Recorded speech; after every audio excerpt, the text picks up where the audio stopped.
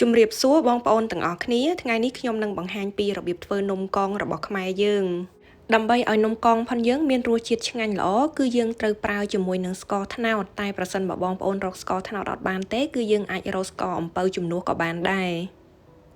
ឬក៏យើងប្រើស្ករមួយមុខទៀតគឺស្ករសផាន់យើងធម្មតាគឺយើងត្រូវកម្លោចវារហូតដល់វាឡើងក្រហមក៏ប៉ុន្តែប្រសិនបើយើងប្រៀបធៀបស្ករទាំង3ហ្នឹងគឺមានតែស្ករត្នោតទេដែលឆ្ងាញ់ជាងគេអញ្ចឹងមុននឹងយើងចាប់ផ្ដើមសូមបងប្អូនទាំងអស់គ្នាជួយ like និង share វីដេអូនេះឲ្យបានច្រើនផងហើយកុំភ្លេច subscribe ដើម្បីទទួលបាននូវវីដេអូផ្សេងៗទៀត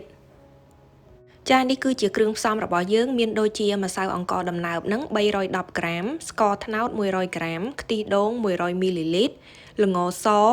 ម្សៅអង្ករខ្សាយ50ក្រាម baking powder 3ក្រាមអំបិល1ស្លាបព្រាកាហ្វេស្ករស70ក្រាមនិងទឹក200មីលីលីត្រ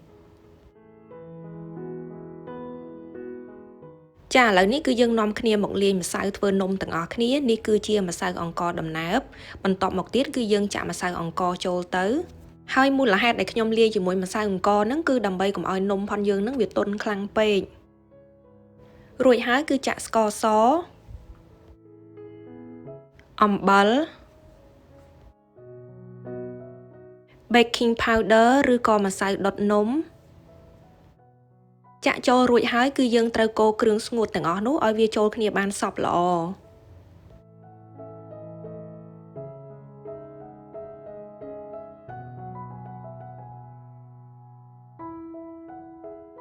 បន្ទាប់មកទៀតគឺយើងត្រូវចាក់ខ្ទិះដូងនឹងចូលទៅ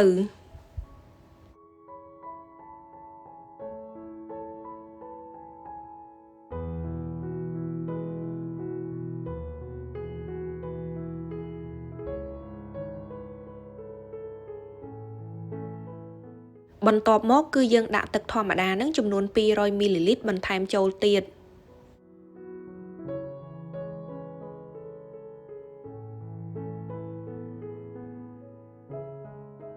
បន្ទាប់មកគឺយើងត្រូវលុញម្សៅនិងច្របាច់ម្សៅរហូតដល់វាឡើងស្អិតបានល្អ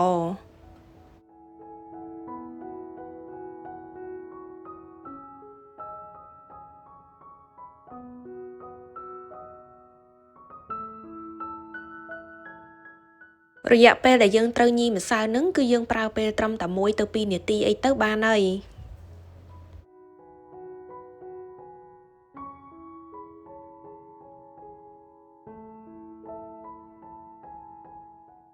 ចាឥឡូវនេះម្សៅផាន់យើងគឺបានលុញរួចរាល់ហើយអញ្ចឹងម្សៅនេះគឺកុំឲ្យវាទន់ខ្លាំងពេកហើយក៏កុំឲ្យវារឹងខ្លាំងពេកដែរ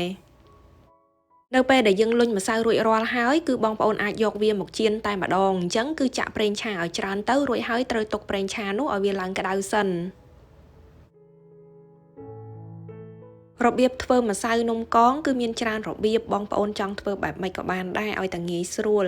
សម្រាប់ខ្ញុំគឺខ្ញុំបេះម្សៅមួយដុំបែបហ្នឹងមករួចហើយលុញវាឲ្យមូលបន្តិចបន្ទាប់មកទៀតសង្កត់វាឲ្យសំប៉ែតវិញហើយយកមេដៃចោះប្រហោងកណ្ដាលបែបនេះក្នុងពេលដែលយើងកំពុងតែមូលនំកងហ្នឹងប្រសិនបើម្សៅផាន់យើងស្អិតពេកបងប្អូនអាចលាបម្សៅនឹងដៃបន្តិចបានបងប្អូនអាចលុញម្សៅបណ្ដារួចហើយគឺអាចទម្លាក់ចូលទៅក្នុងប្រេងឆាតែម្ដងប្រសិនបើប្រេងឆាផាន់យើងក្តៅហើយអញ្ចឹងបងប្អូនត្រូវបន្តធ្វើបែបហ្នឹងរហូតដល់អស់ម្សៅទៅ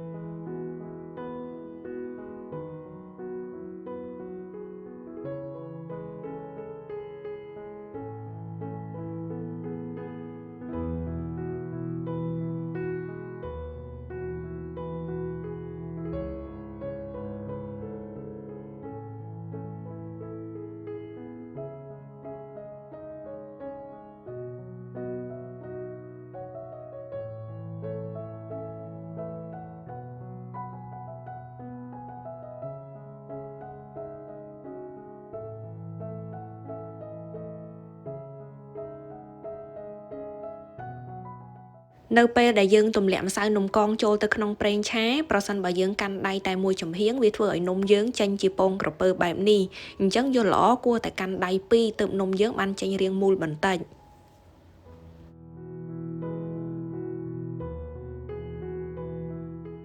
ចាអញ្ចឹងបងប្អូនគឺត្រូវមូលម្សៅបណ្ដារួចហើយទម្លាក់ចូលទៅក្នុងប្រេងឆាតែម្ដងទៅ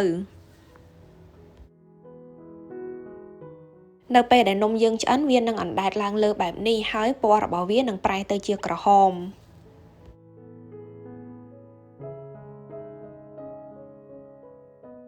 ដូច្នេះបងប្អូនត្រូវបន្តចៀននំបែបនេះរហូតដល់ម្សៅយើងអស់ទៅ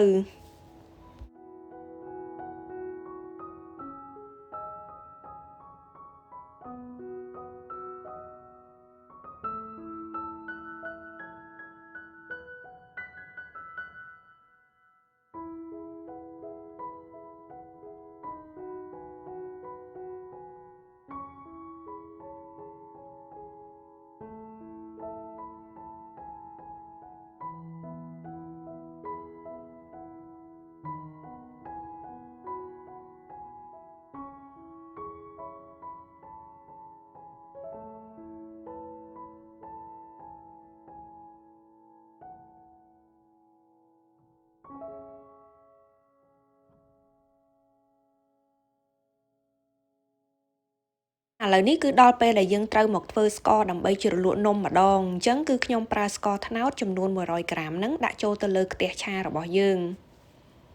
នៅពេលដែលយើងកំពុងតែកូរស្ករនៅលើភ្លើងហ្នឹងគឺយើងប្រើភ្លើងតិចមែនតែនយើងត្រូវកូរស្ករលើភ្លើងហ្នឹងរហូតដល់វាក្លាយទៅជាស្ករតាំងម៉ែកន្លែងនេះគឺយើងត្រូវប្រើពេលយូរបន្តិចដែរទម្រាំតែស្ករហ្នឹងរមួតចូលគ្នាបានល្អ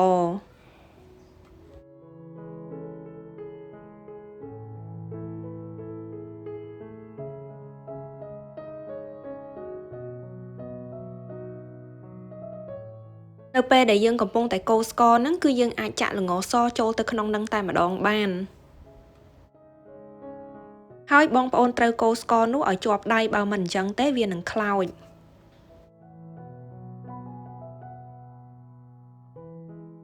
ចាគឺយើងត្រូវកូរស្កររហូតដល់ស្ករផុនយើងនឹងឡើងបែបនេះ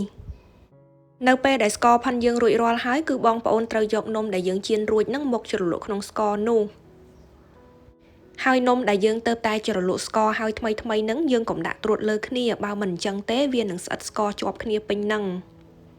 អញ្ចឹងយល់ល្អបងប្អូនគួរតែពង្រាយវាឲ្យវាឃ្លាតចេញពីគ្នាប្រហែលជាមួយសន្ទុះវានឹងស្ងួតហើយ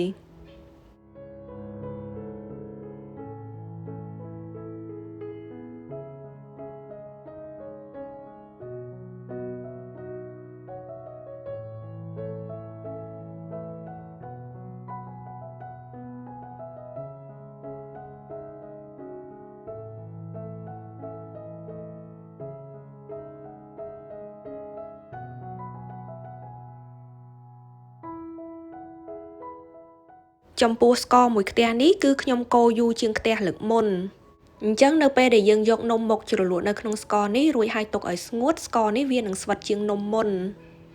ចាអញ្ចឹងបងប្អូនអាចជ្រើសរើសទៅតាមការចូលចិត្តបានប្រសិនបើបងប្អូនចូលចិត្តស្ករផុយបងប្អូនកូរកុំយូរពេកប្រសិនបើបងប្អូនចង់បានស្ករដែលស្វិតខ្លាំងបងប្អូនត្រូវប្រើពេលយូរបន្តិចដែរ